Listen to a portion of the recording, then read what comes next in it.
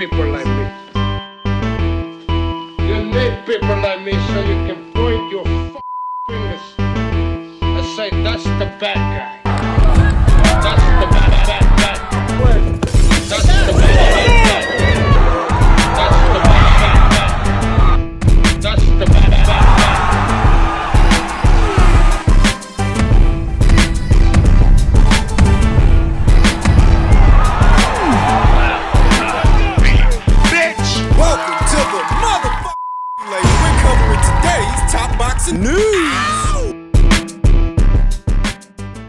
Okay, we'll start with this. Veteran content creator Mr. Moonshine, reacting to this past weekend's action, said, "Enough with that mediocre so-called main event at the State Farm Arena. Now we move on to something far more meaningful, historical, and truly greatness at its finest. Amanda Serrano returns this weekend in what is the effort to now surpass Christy Martin's knockout record. In Amanda's previous fight, she managed to match it. Now, in what remains of this year, she will look to surpass it." To which a Claressa Shields fan who goes by the name Call Me Sadie said, "Don't see a soul talking about the quality of this opponent." What's to talk about?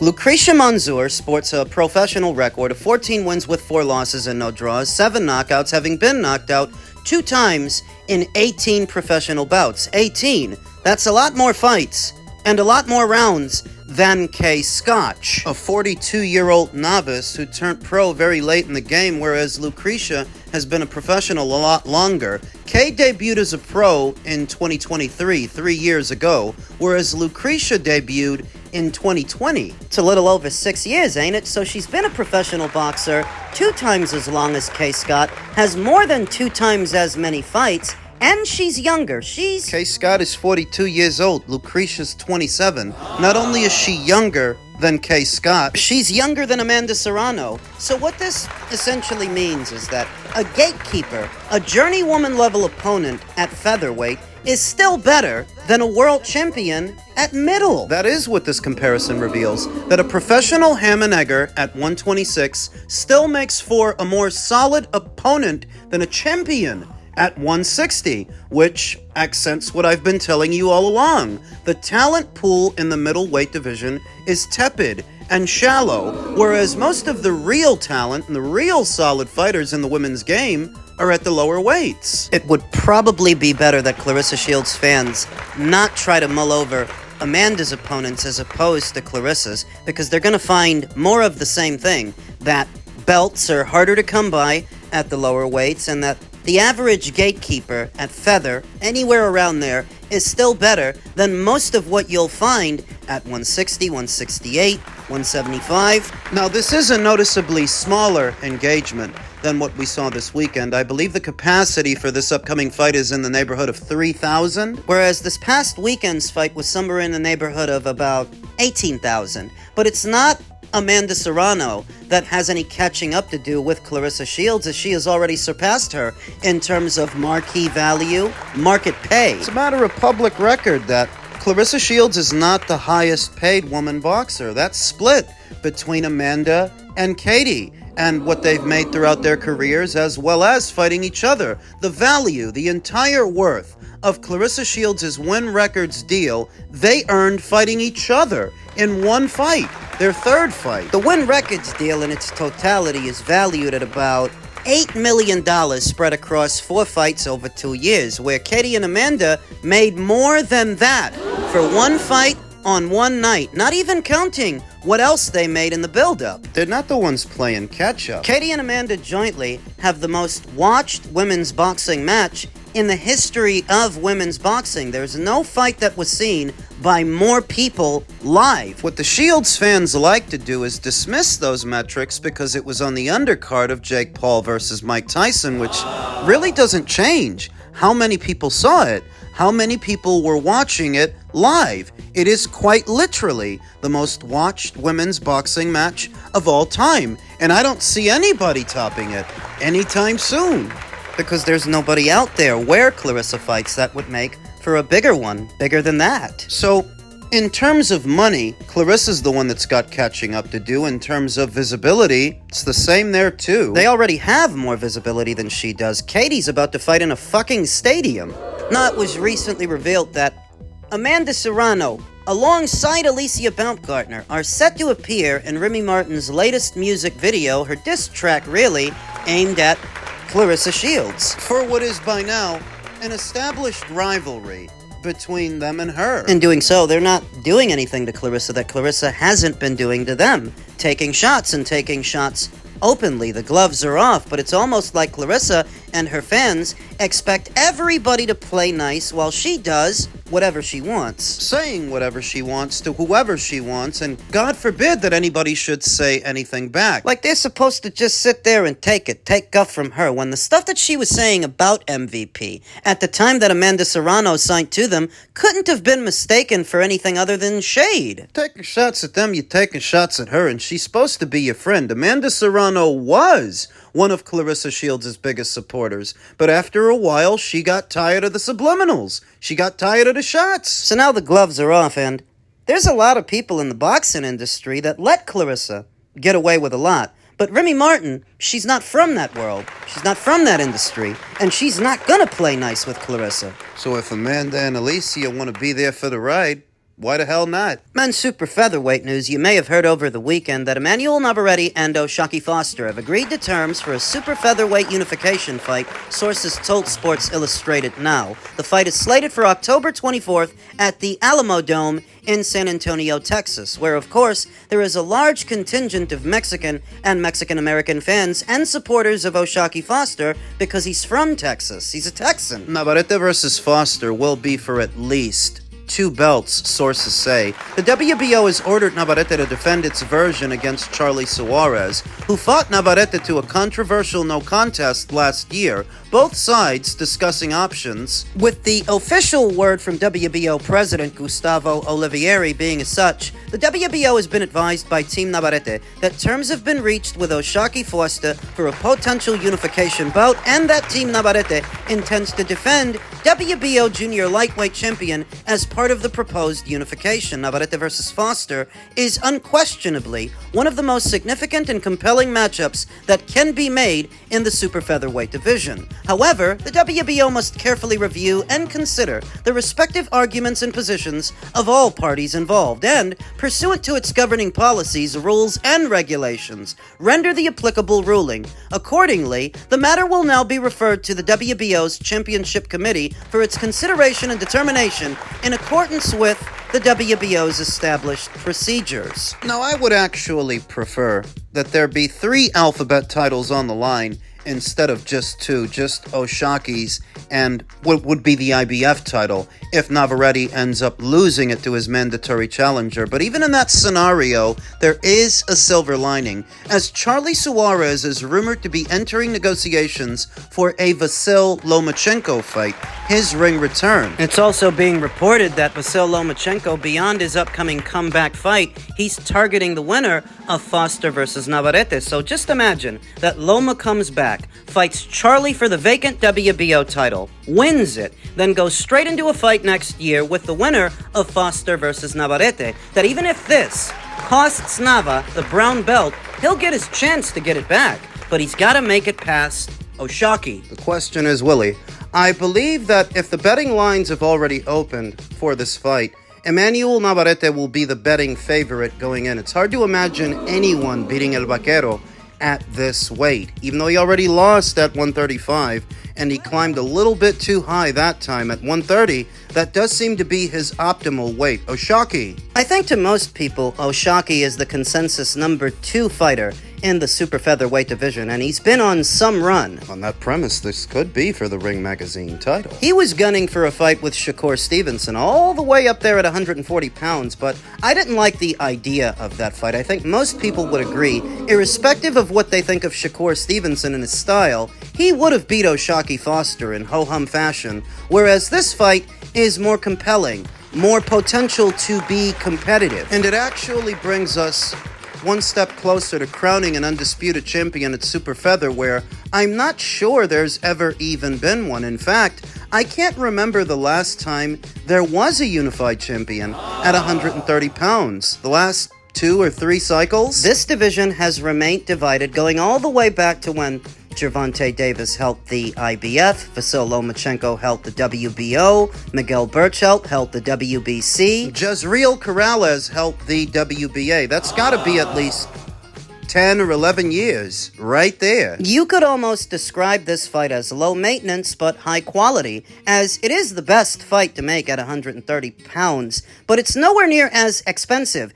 as dealing with a Devin Haney, a Shakur Stevenson, a Teofimo Lopez, those prima donnas, Brian Garcia. Fighters that have grown accustomed to fighting behind a paywall, I can only hope that this fight doesn't end up behind one also. But let's just say that it does.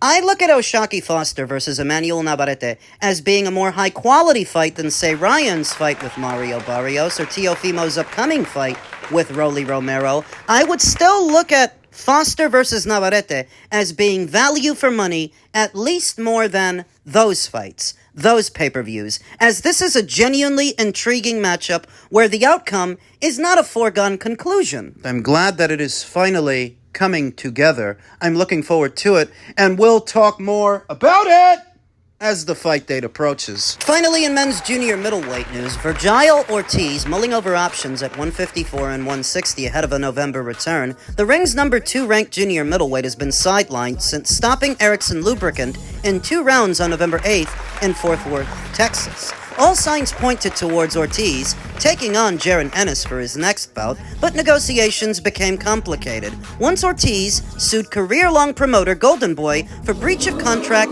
in January. Several months of legal proceedings finally ceased this past July, when both sides reached a settlement.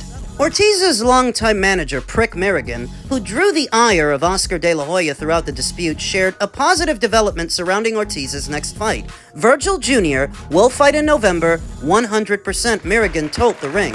There are names at 154 and 160 and titles being considered. Oscar wants to do it big, in either Texas or Vegas. I think he's going to end up moving up. We just have to see if the first option at junior middle will step up, as they have been the priority for 4 weeks now. I've been fortunate in my time as a manager that my fighters say either yes or no in seconds when a fight is on the table. Here, we are waiting around and watching paint dry, but expect an announcement in the next 2 weeks, no matter what.